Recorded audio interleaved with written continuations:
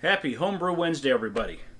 This week I'm going to be out of town on business, but I am recording this on Sunday, hence the beer. We did have a few questions from last week, so let's get to them. First, well, they're all from this guy, so let's go through them. Tetman 74,000? I think that's what that is. Anyway, he says, have you thought about switching to an electric brew system? Also, have you ever brewed a sour beer? I would absolutely love to go to an electric brew system. I am slowly getting there. I just added a RIMS rocket to my system to help manage temperature in my mash. Eventually, it'd be great if I could ever get to having a electric brew kettle, for boiling. But one step at a time. The other part was, have you ever brewed a sour beer? I haven't. I don't really have a really good taste for sour beers. I've only had a couple that I thought were kind of good, and it's what I've been told. I haven't done it myself, but what I've been told is that if you are going to brew sour, you either want to do it in stainless steel completely, fermentation and everything, because the plastics, all your tubing, anything that touches that sour is going to just absorb that whatever whatever causes it to sour, and everything from that point is going to taste like a sour beer. So you're pretty much going to have dedicated equipment for sour beers.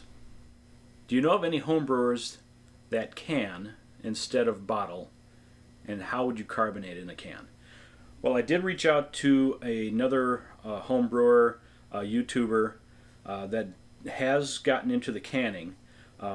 His channel is Everyday Home Brewing. I'll put a link in the description and probably a little thing up here for you to click on. But he is coming out with a video that goes in depth on canning, and that'll be coming up soon. But in the meantime, he did give me some pros and cons. Let's go through some of the pros. There's no light exposure and less oxygen exposure. This helps prolong the life of your beer and reduces skunking. Since they're disposable, you don't have to scrub them out like bottles before filling them. He does a cleaning and rinsing and sanitizing, and then you're all set to go. Obviously, they don't break. They're great for shipping beer mail or taking to public places where glass is not allowed. Not to mention they're lighter than bottles. In regards to can conditioning, you can right off of a fermenter and condition it in the can. He said you can feel the can firm up over time, which I suppose is a benefit over a bottle where you're just crossing your fingers and hoping it's working. Some of the cons. You only get one use out of it. So unlike bottles, you can't reuse the cans. And it may seem like just throwing money into the recycling bin. Generally, you have to buy in bulk or a case of 180 to 225 cans, so you'll need a place to store those. As far as the cost goes, the cans are going to run you roughly 25 cents a can. The biggest con, of course, is it's going to require a canning machine, which is going to run you anywhere from $500 up to $1,500. And the last question is, will adding top-off water change my fermentable readings? Well, yeah. Anytime you dilute your wort with water, you're going to lower your original gravity, which ultimately will decrease your alcohol by volume. That's it for questions this week. If you have any questions for me, go ahead, put those in the comments below. I answer every single one of them, either by responding to you or I'll do it next week in the video.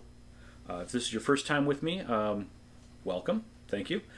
This is not all I do. I do these Home Brew Wednesdays just to kind of give you a little wrap up of what's been going on in my life. There's the dog.